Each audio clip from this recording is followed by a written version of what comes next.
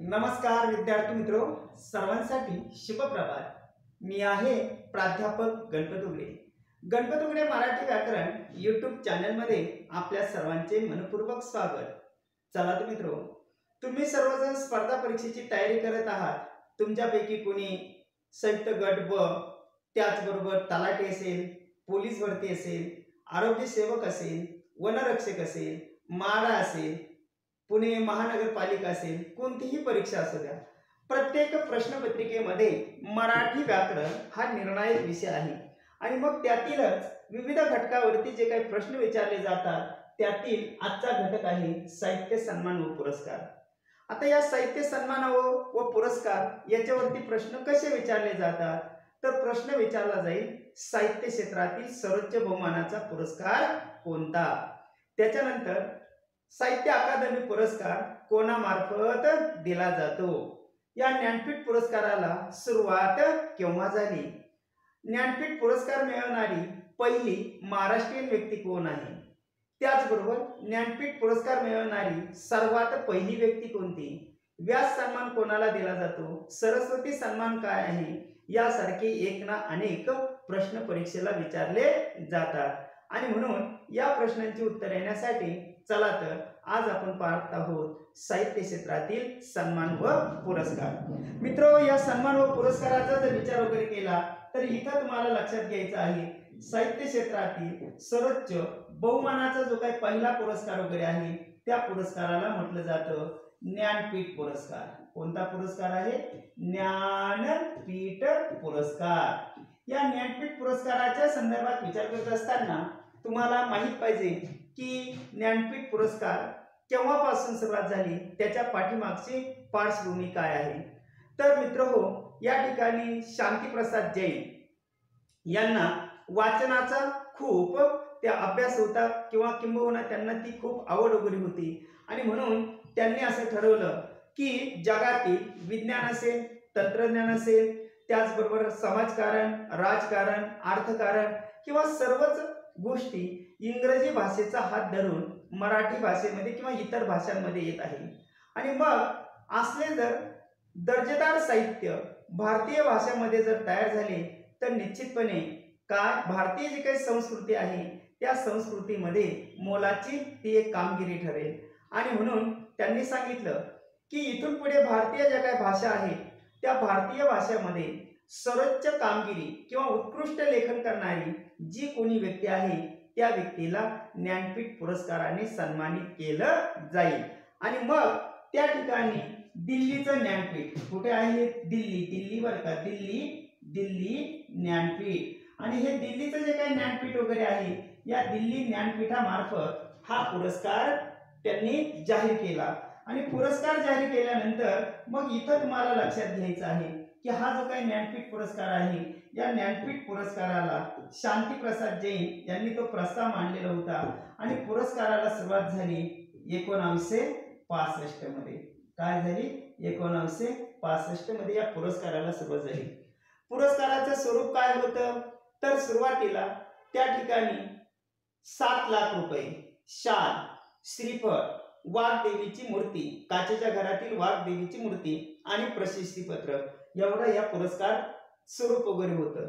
मग 1965 साली हा पहिला पुरस्कार कोणाला भेटला, तर तो जो काही पहिला पुरस्कार आहे तो पुरस्कार भेटला जी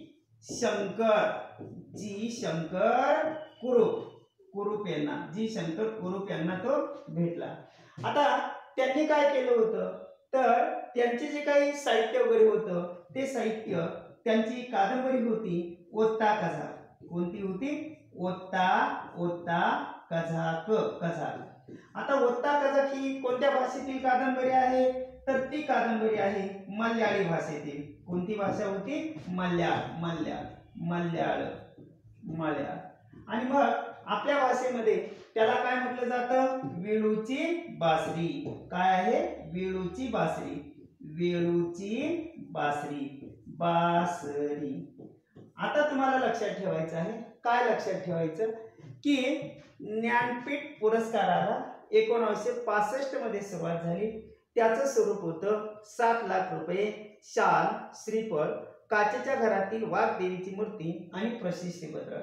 पहिला ज्ञानपीठ पुरस्कार कोणाला भेटला? जी शंकर कुरूप यांना. कशाबद्दल भेटला? त्यांची कोणती कादंबरी होती? ओत्ता कझा. ती कोणत्या भाषेमध्ये होती? मल्याळी भाषेमध्ये. त्यालाच आपल्या भाषेमध्ये काय म्हटलं जातं? विळूची बासरी.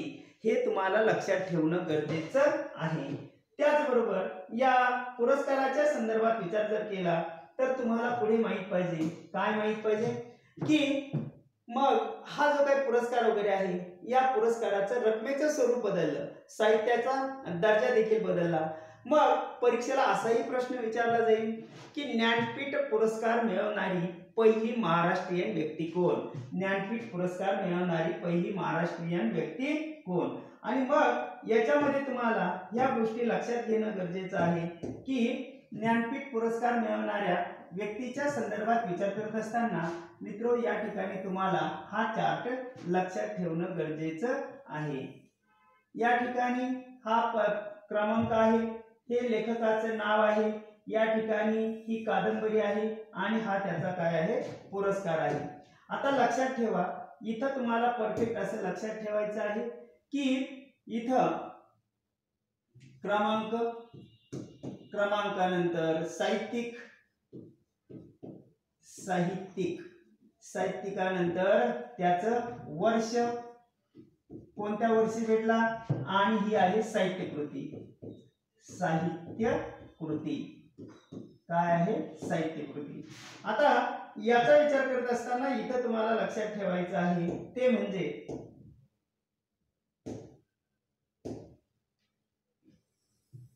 1 हे दुसरे 3 आणि 4. आता पहा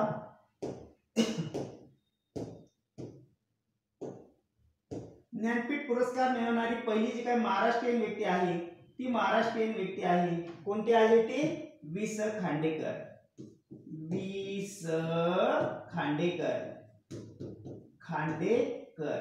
आता वि. स. खांडेकर यांना केव्हा भेटला?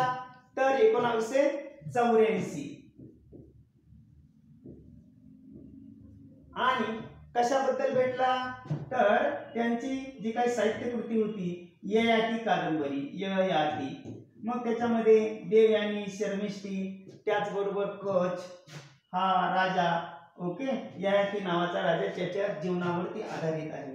मग तुम्हाला लक्षात ठेवायचं वि. स. खांडेकर 1984 ययाती या कादंबरीबद्दल त्यांना तो पहिला पुरस्कार भेटला. त्यानंतर दुसरा जो काही पुरस्कार वगैरे आहे तो दुसरा पुरस्कार कोणाला भेटला? तर तो भेटला कवी कुसुमाग्रज, म्हणजेच कवी कुसुमाग्रज यांना. कवी कुसुमाग्रज यांना तो भेटला. आता कवी कुसुमाग्रज म्हणजे त्या ठिकाणी विष्णू वामन शिरवाडकर.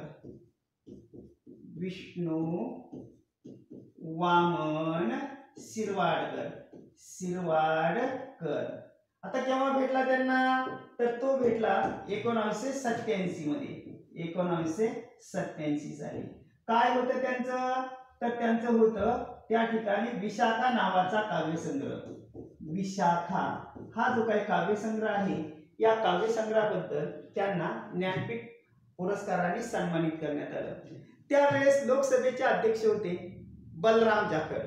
यांनी ज्या वेळेस कवी कुसुमाग्रज यांना हा ज्ञानपीठ पुरस्कार जाहीर झाला त्यांनी असा लोकांसमोर प्रस्ताव वगैरे टाकला की कुसुमाग्रजांचं साहित्य 7 समुद्रापलीकडे गेलेले आहे आणि अशा परिस्थितीमध्ये मराठी भाषेच्या किंवा मराठीचं जे काही वैभव आहे त्यामुळे ते द्विगुणित झालेलं आहे.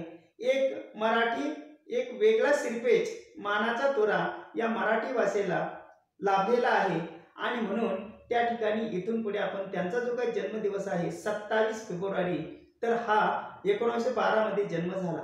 मग इथून पुढे हा दिवस आपण मराठी भाषा दिन म्हणून साजरा करूया असा प्रस्ताव मांडल्यानंतर सर्वांनी त्याला मंजुरी दिली आणि म्हणून जागतिक मराठी परिषदेच्या वतीने व मराठी भाषेवर प्रेम करणाऱ्या ज्या काही संस्था आणि संघटना आहे यांच्या वतीने दरवर्षी 27 फेब्रुवारी हा मराठी भाषा गौरव दिन, राजभाषा दिन किंवा मराठी भाषेचा वाढदिवस म्हणून साजरा केला जातो. तर त्याचं कारण होतं 1987 साली कवी कुसुमाग्रज यांना भेटलेला हा पुरस्कार.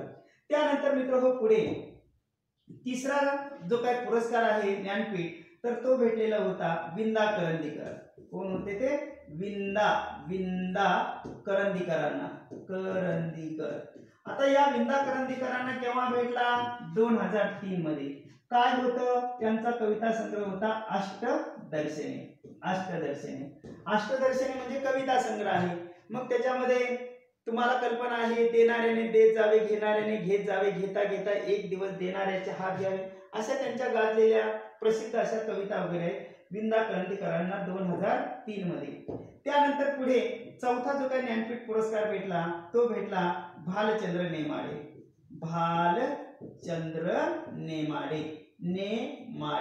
यांनाच काय म्हणायचं? तुम्ही तुमच्या भाषेमध्ये कोसलाकार म्हणतात.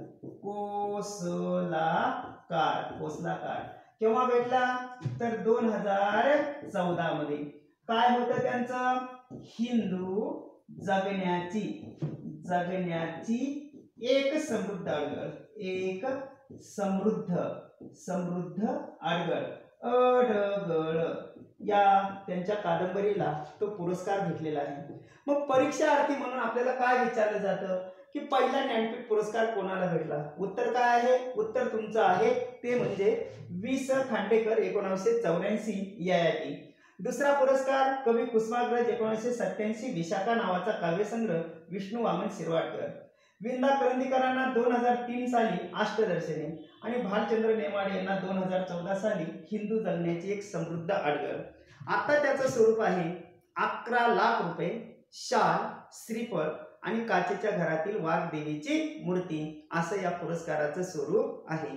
मित्रहो, अशाच पद्धतीने मग सरस्वती सन्मान असेल, व्यासपीठ पुरस्कार वगैरे असेल, साहित्य अकादमीचा पुरस्कार वगैरे असेल, जसं तुम्ही पाहता भारतीय जे काही सर्वोच्च नागरी सन्मान आहे त्यामध्ये तुम्हाला कल्पना आहे भारतरत्न, पद्मविभूषण, पद्मभूषण, पद्मश्री. बरोबर आहे ना? हा क्रम कसा आहे की भारतरत्न, पद्मविभूषण, पद्मश्री, पद्मभूषण आणि पद्मश्री. भारतरत्न, पद्मविभूषण, पद्मभूषण आणि पद्मश्री हा उतरता क्रम. परत तिथं तुम्हाला कल्पना माहित पाहिजे की पद्मश्री, त्याच्यानंतर पद्मभूषण, पद्मविभूषण आणि भारतरत्न हा चढता क्रम झाला. तशाच पद्धतीने शौर्य पदक देखील आहे. शौर्य पदकामध्ये मग त्याच्यामध्ये तुम्हाला कल्पना आहे की वीर चक्र, त्याच्यानंतर पुन्हा महावीर चक्र असेल, अशोक चक्र असेल, कीर्ती चक्र असेल, शौर्य चक्र असेल. बरोबर आहे ना? आणि मग परमवीर चक्र असेल. आता परमवीर चक्र कसं येतं? 1 नंबरला येतं, 2 नंबरला महावीर चक्र, 3 नंबरला वीर चक्र. तर परीक्षेच्या दृष्टिकोनातून विचार करत असताना मग हे साहित्य सन्मान पुरस्कार, त्याचबरोबर इतर जे काही शौर्य पुरस्कार वगैरे आहे हेही परीक्षेला विचारले जातात. आणि म्हणून या सर्व प्रश्नांची उत्तर देण्यासाठी आज फक्त आपण काय पाहिलं की ज्ञानपीठ पुरस्कार आणि त्याबद्दलची माहिती आपण घेतली. पुढील भागामध्ये आपण शौर्य पुरस्कार असतील, त्याचबरोबर भारतीय नागरी सन्मान वगैरे असतील, त्याचबरोबर इतर साहित्य क्षेत्रातील पुरस्कार असतील, या पुरस्कारांचा आपण अभ्यास पुढील भागामध्ये करणार आहोत. तोपर्यंत सर्वांसाठी नमस्कार. व्हिडिओ आवडल्यास लाईक करा, शेअर करा, बेल आयकॉनला प्रेस करा. नवनवीन व्हिडिओ पाहण्यासाठी गणपत उघडे मराठी व्याकरण यूट्यूब चॅनलला जरूर भेट द्या. धन्यवाद. थँक्यू. Happy thoughts.